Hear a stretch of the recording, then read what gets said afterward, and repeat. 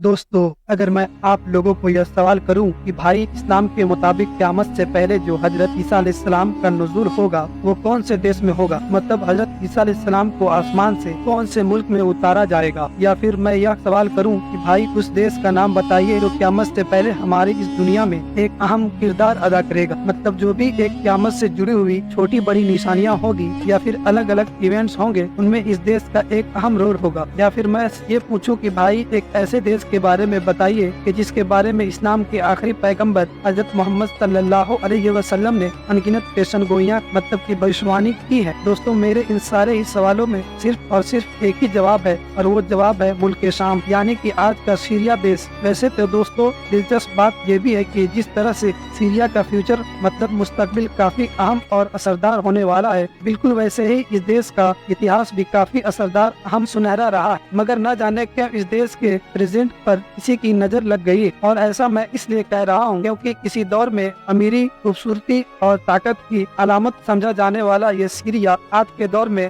सिर्फ और सिर्फ मलबे के ढेर में बदल चुका है। हालात इतने ज्यादा बुरे, अगर मैं ये कहूँ तो कहना गलत नहीं होगा कि सीरिया आज के दौर में ही दुनिया का सबसे बदनसीब देश है और इसमें रहने वाले लोग दुनिया के सबसे ज्यादा मजलूम लोग हैं। सीरिया के हालात कैसे हैं, वहाँ का मंजर कैसा है, इस चीज का अंदाजा हम लोग इस बात से भी लगा सकते हैं। आज के दौर में सीरिया को पूरी दुनिया में एक मिसाल के तौर पर इस्तेमाल किया जाता है। यानी जब कहीं पर कोई आपदा आती है, कहीं पर कोई जंग छिड़ती है, मतलब कुछ भी बुरा होता है जिसकी वजह से किसी इलाके में बर्बादी हो जाती है, तो उसके बारे में ये कहा जाता है कि ये तो बिल्कुल सीरिया की तरह हो गया। पिछले चंद सालों के अंदर ही सीरिया में लगभग 5 से 6 लाख लोगों की जान जा चुकी है। लाखों की तादाद में भूखे लोग 2 वक्त की रोटी की मोहताज हैं। मतलब बाहर से मदद आती है तब उनके पेट में खाना पहुंच पाता है। सीरिया की आधी से ज्यादा आबादी तो बेघर हो चुकी है। मगर अब सवाल यही है, आखिर सीरिया में ये सब कुछ कैसे हुआ और क्यों हुआ? आखिर चंद सालों के अंदर सीरिया कैसे बर्बाद हुआ,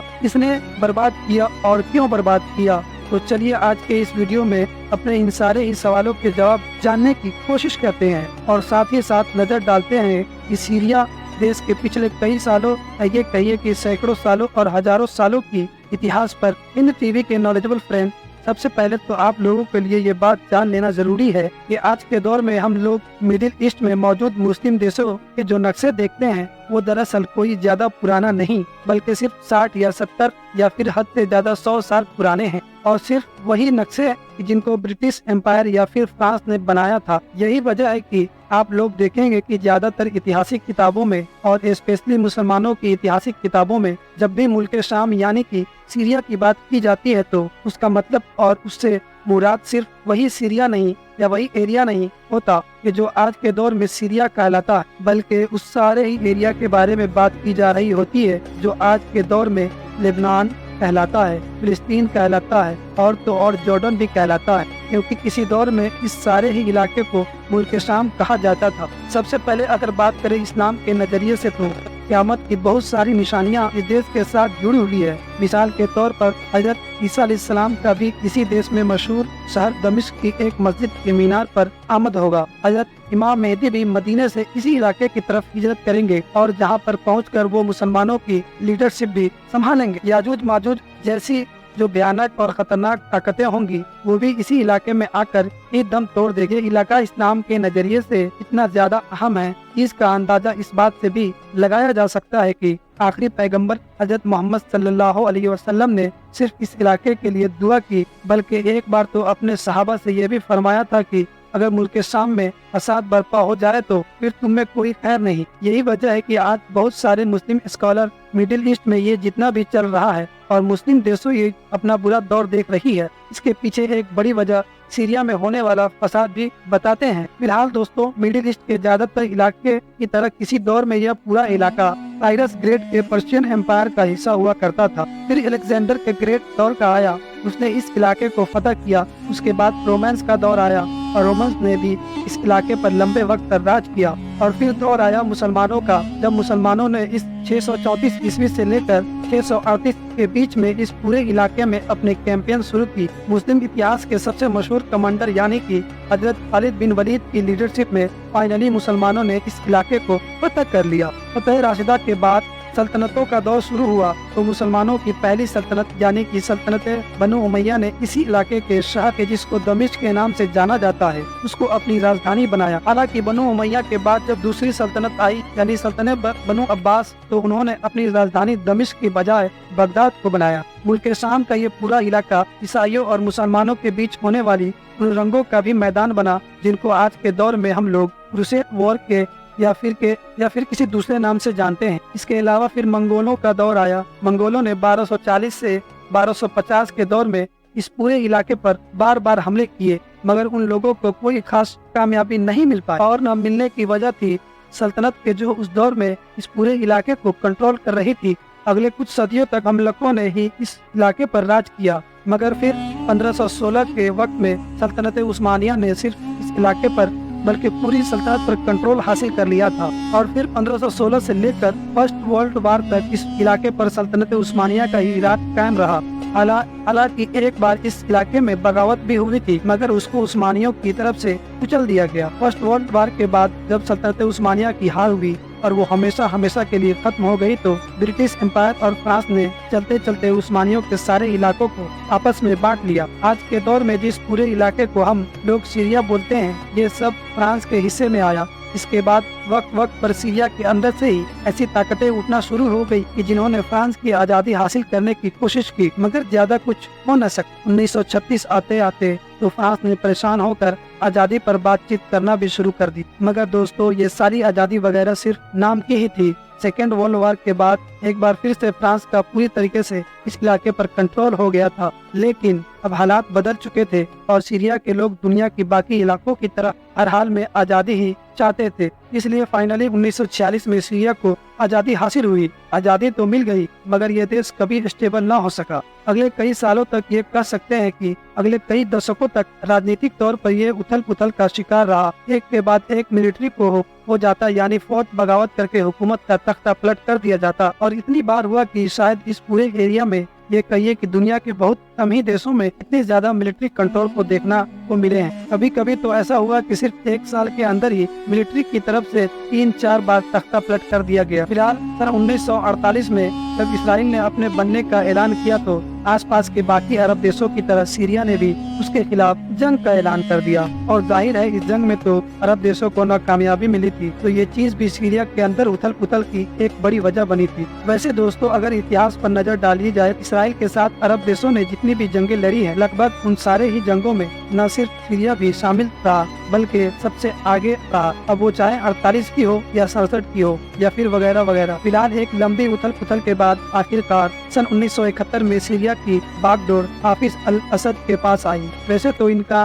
बैकग्राउंड भी एक मिलिट्री से रहा और इनको भी एक हुकूमत एक मिलिट्री को यानी एक तख्ता के पलट के जरिए से मिली थी मगर हाँ इनका ये तख्ता पलट बाकी से अलग था क्योंकि इसमें कोई खून खराबा नहीं हुआ था और उसके बाद उन्होंने सीरिया की बागडोर को अगले लगभग 30 साल तक मतलब कि अपनी मौत तक संभाले रखा और फाइनली सन 2000 में इनकी मौत हो गई। हाफिज अल असद की हमेशा से यह ख्वाहिश थी कि उनके बाद उनका बड़ा बेटा सीरिया की गद्दी को संभाले मगर 1994 में एक खतरनाक एक्सीडेंट की वजह से उसके बड़े बेटे की मौत हो गई जिसकी वजह से अब उनका एक दूसरा बेटा जो पॉलिटिक्स में बिल्कुल भी इंटरेस्ट नहीं रखा करता था और लंदन में मेडिकल की पढ़ाई किया करता था उसको फौरन सीरिया वापस बुलाया गया और जब 2000 में हाफिज अल असद की बात हुई तो उसके बेटों को ही सीरिया की गद्दी पर बैठा दिया गया। अब क्योंकि मेडिकल की पढ़ाई की थी तो इसीलिए सीरिया के आम लोगों ने उस बेटे का नाम हमेशा के लिए डॉक्टर रख दिया मतलब उसको डॉक्टर के नाम से ही जाना जाता था। और जानते हैं कि हाफिज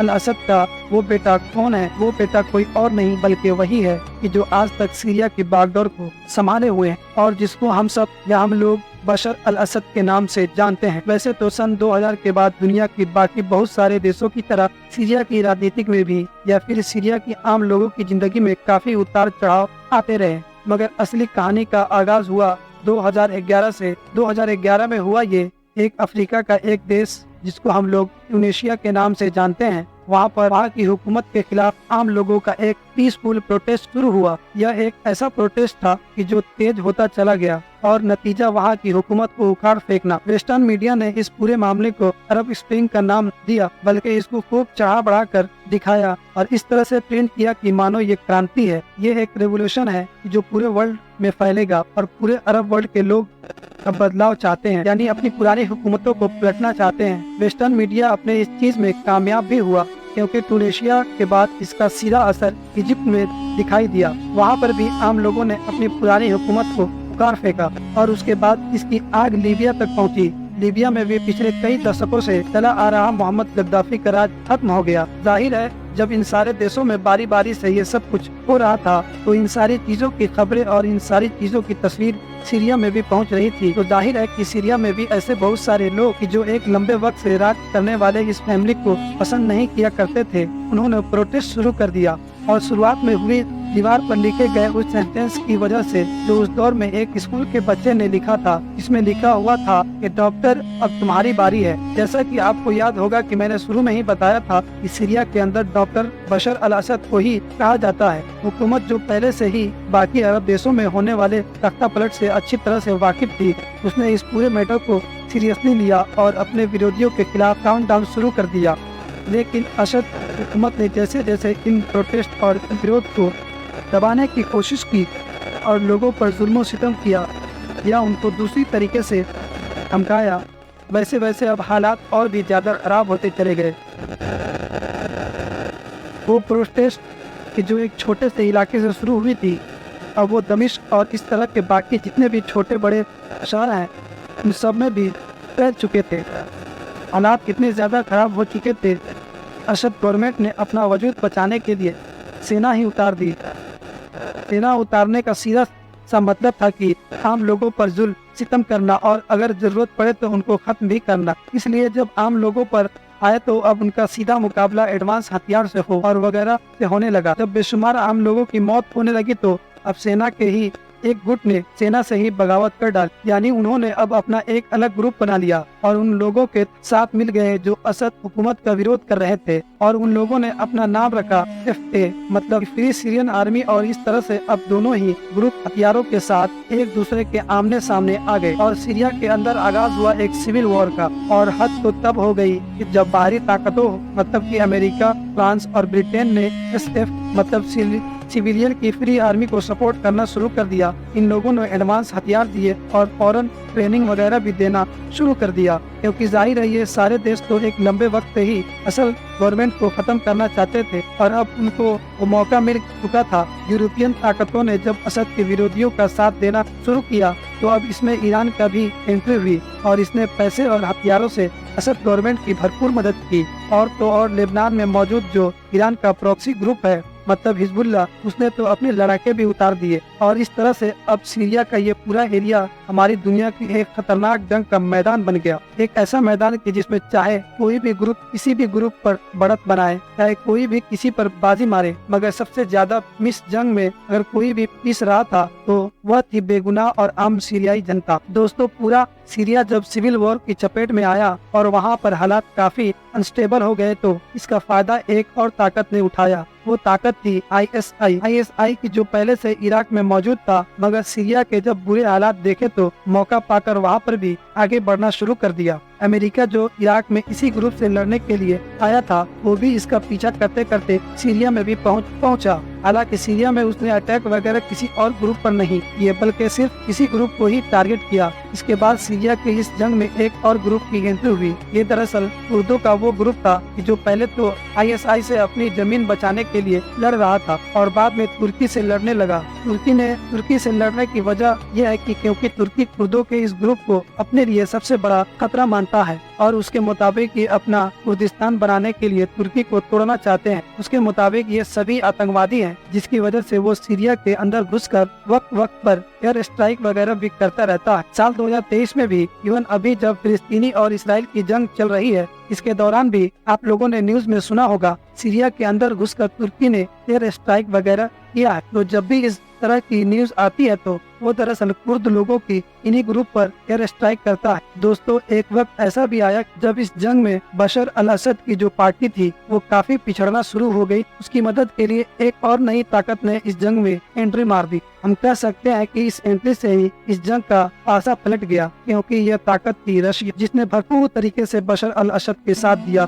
और बशर अल असद की गवर्नमेंट की हिफाजत की जिम्मेदारी संभाली। आज के दौर में अगर सीरिया के अंदर बशर अल असद की हुकूमत बाकी है तो उसकी सबसे बड़ी वजह रशिया ही है। बल्कि हम ये भी कह सकते हैं कि रशिया की वजह से बशर अल असद की पार्टी ये वॉर जीत भी चुकी है। वो इसलिए क्योंकि 2023 में रिपोर्ट के मुताबिक ऑलरेडी बशर अल असद की जो आर्मी है वो सीरिया के ज्यादातर हिस्से पर दोबारा कंट्रोल हासिल कर चुकी है और जो मेन विरोधी ग्रुप था वो लगभग खत्म ही हो चुका है, जबकि बाकी बचे हुए कुछ हिस्से पर कुर्दों का राज है। और टर्की भी अपने बॉर्डर की तरफ से सीरिया में कुछ हद तक घुस चुका है। मतलब उसने एक पट्टी की तरह बफर जोन बना रखा है ताकि इन कुर्दों से निपटना जा सके। सालों चली ये जंग अभी तक खत्म हुई या न हुई हो, जंग को चाहे कोई भी जीता हो कोई भी हारा हो, लेकिन एक बात क्लियर है कि इस जंग ने सीरिया को बर्बाद कर दिया। सीरिया का एक ऐसा हाल कर दिया कि हमेशा हमेशा के लिए पूरी दुनिया में तबाही और बर्बादी की मिसाल बन गया। इस जंग में सीरिया ने क्या खोया, अगर 2021 की ही एक रिपोर्ट के बात कर लूं तो लगभग 6 लाख के करीब लोगों की जान चली गई, जबकि 93 लाख लोग के खाने का कोई ठिकाना नहीं। 45 लाख तो बच्चे ऐसे हैं कि जिनको कई कई दिन भूखा रहना पड़ता था। इसके अलावा सीरिया की करेंसी अपने सबसे निचले स्तर पर चली गई। 90 लाख के करीब लोग गरीबी रेखा के नीचे चले गए। 55 लाख के करीब लोग ऐसे हैं कि जो आसपास के देशों में चले गए और वहां पर एक शरणार्थी की जिंदगी गुजार रहे हैं, जबकि 60 लाख के करीब लोग ऐसे हैं कि जो शरणार्थी की जिंदगी सीरिया में ही गुजार रहे हैं। मतलब उनको अपना पुश्तैनी घर बार छोड़कर, या ये कहिए कि उनका घर बार बर्बाद हो गया, अब वगैरह दूसरी जगह पर हाराना पड़ रहा। इसके अलावा यूएन की एक रिपोर्ट में ये भी दावा किया गया हालात इतनी ज्यादा बुरे हो गए कि लाशों को गिनना भी मुमकिन नहीं था। दोस्तों, ये थी सीरिया की पूरी दास्तां। अगर आप लोग बिल्कुल इसी तरह से इसी अंदाज में किसी दूसरे देश के बारे में भी जानना चाहते हैं तो उसका नाम कमेंट बॉक्स में जरूर लिखें। वीडियो अगर इन्फॉर्मेटिव लगी हो तो वीडियो को लाइक करने के साथ साथ दोस्तों के साथ भी जरूर शेयर करें और इसी तरह के नॉलेजेबल और हिस्टोरिकल वीडियो हमेशा देखने के लिए हमारे इस चैनल को सब्सक्राइब करने के साथ साथ बेल आइकन को प्रेस करें और हमें फेसबुक पे देख रहे हैं तो फॉलो